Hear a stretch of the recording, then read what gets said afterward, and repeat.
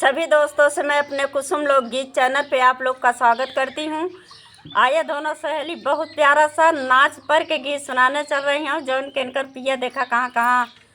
सहज बिछावत थी या कहाँ कहाँ खूंटी गड़त है। आज का दिन अब वीडियो बनवाई आई है नहीं खाती। आइए गीत के सुनाती हूँ। रजा कबहू न आया जरो में राजा कबहू न आया जरो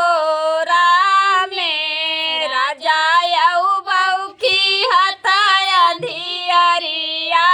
में राजा यऊ बऊ की हताया धियरिया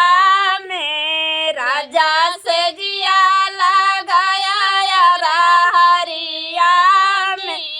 राजा से जिया लगाया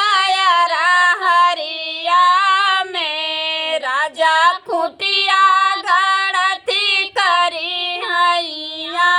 में राजा खुटिया गढ़ती करी हैया में राजा कबहू न आया जरोरा में राजा यऊ बऊ की धियरिया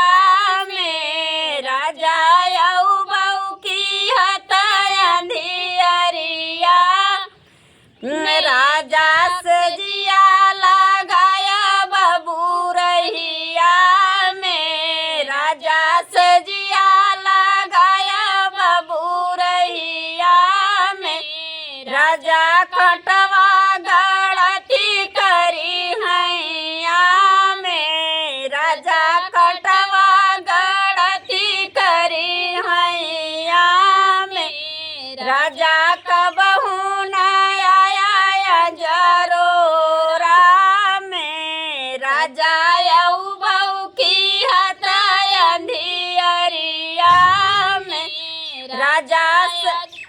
बऊ की हताया धियरिया में राजा से जिया